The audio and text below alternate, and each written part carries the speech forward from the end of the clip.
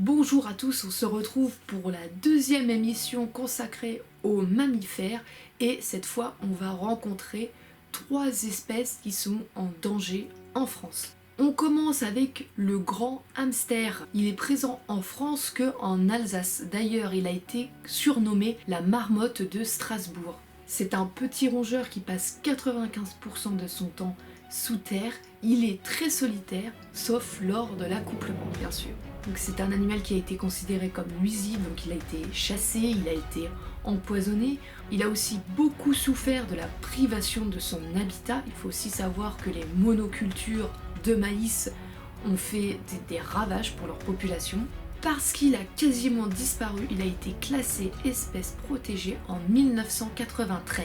La PEL Nature en 2009 évolue sa population entre 400 et 450 habitants, sachant que le seuil pour maintenir la population en vie est estimé à 1500 individus, donc on est loin du compte. Toutefois, bonne nouvelle, parce qu'en 2018, on annonce une augmentation de la population. Donc de l'année de 2017 à 2018, il y a eu une augmentation qui a été comptée à 30%. Il faut savoir aussi que l'Europe avait pénalisé la France en 2011, une peine avec sursis, et qu'elle a été retirée en 2017 grâce aux efforts. On continue avec le lynx boréal qui est le plus grand félin d'Europe. C'est un chasseur qui est solitaire et qui a un faible impact sur la faune sauvage et domestique. Et pourtant, ça n'empêche pas que dans certaines régions, il a été traqué et quasiment décimé. En France, on estime que 60% du taux de mortalité du lynx est dû à des collisions routières. Donc c'est pour ça que les petits passages pour animaux, là les voies dangereuses pour animaux qu'on voit parfois, c'est vraiment un enjeu stratégique pour le maintien de la population et aussi un enjeu économique et de sécurité. On estime que la population de lynx en France est à 200 individus. D'ailleurs, le WWF France organise le pendathlon. Ouais, c'est ça, pendathlon.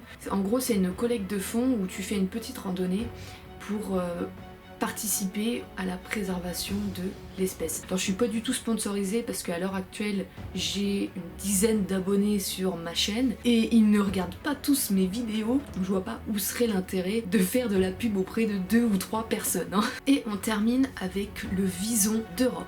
C'est un animal qui est très discret, qui vit près de l'eau, le long des berges et des petites rivières. C'est un prédateur carnivore qui se nourrit de grenouilles et de petits mammifères. Il est protégé depuis 1976 et aujourd'hui on estime qu'il y aurait 250 individus en France qui auraient trouvé refuge dans la Nouvelle-Aquitaine. Alors les causes de sa disparition, ce n'est pas lié à la chasse à la fourrure. Moi au début j'aurais pensé que c'était à cause de ça, mais non. On dit que c'est principalement à cause de l'assèchement des zones humides, donc de la disparition de son habitat. Il faut savoir que dans les années 60, il était présent dans 40 départements, et là, il est présent plus que dans 8 départements. Donc, il y a vraiment une chute qui est...